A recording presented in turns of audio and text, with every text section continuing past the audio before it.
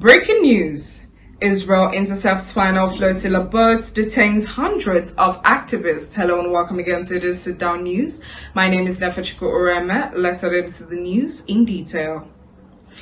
Israel's naval forces intercepted the final vessel of the Global Sumud Flotilla early Friday, detaining nearly 450 activists aboard in a large-scale maritime operation aimed at enforcing Israel's long-standing blockade of the Gaza Strip.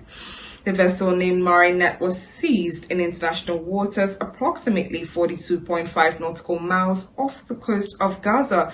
It was the last of the 42-ship flotilla following the interception of 41 boats on Thursday. The Israeli military confirmed all vessels have now been escorted to Ashdod port for inspection and processing.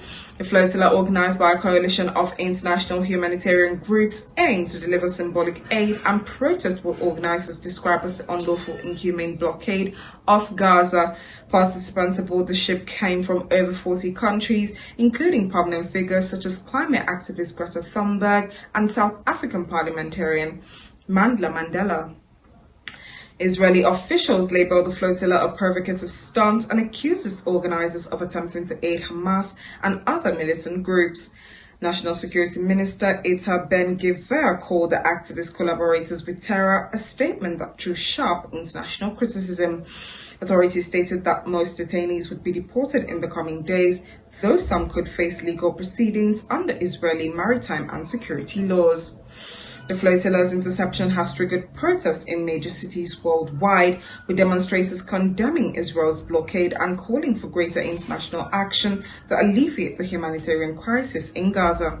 Since the onset of the conflict's latest escalation in late 2023, over 66,000 Palestinians have been killed, and access to food, water, and medical care remains critically limited. Human rights groups have called for the immediate release of the activists and renewed scrutiny of the legality and morality of Israel's blockade under the international law. This has been the news in detail. My name remains Nefachiko Oreme. Do not forget to follow us on all social media platforms at the Desitdown News. See you next time. Don't forget, follow us for more content.